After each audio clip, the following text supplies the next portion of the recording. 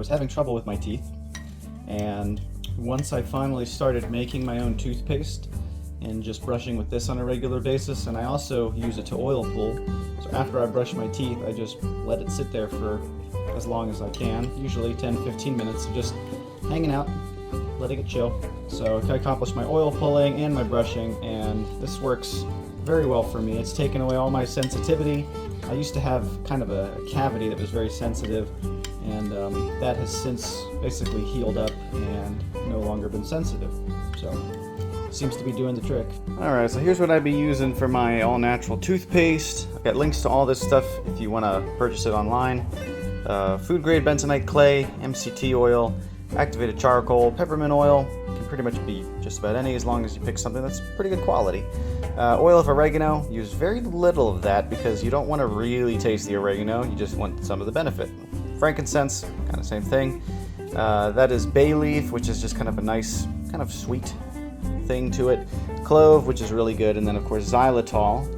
And that's pretty much the basis for the toothpaste that I make. And also coconut oil, which I put away.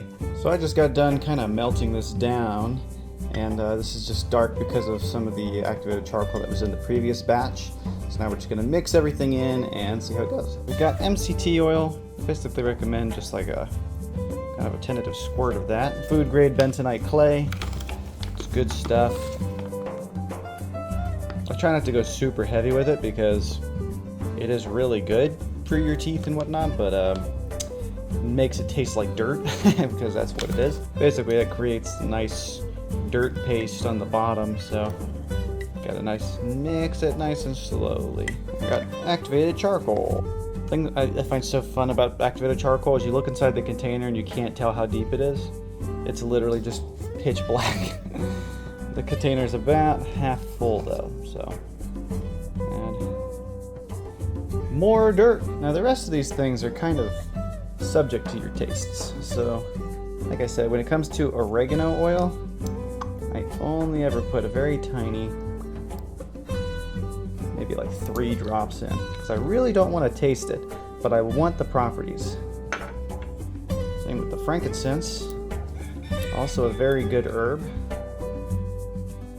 And clove is always like recommended inside toothpaste and stuff, so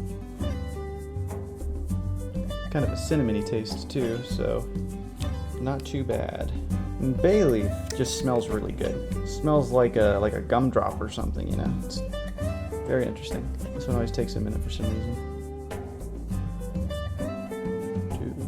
2. Hello, chicken. All right, now this is pretty much the main one that I tend to put in there.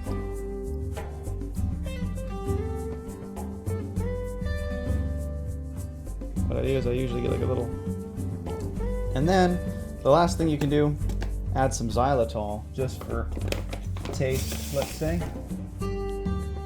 Sometimes you got kids, you want something a little sweeter, and this is going to be pretty subjective to your personal tastes.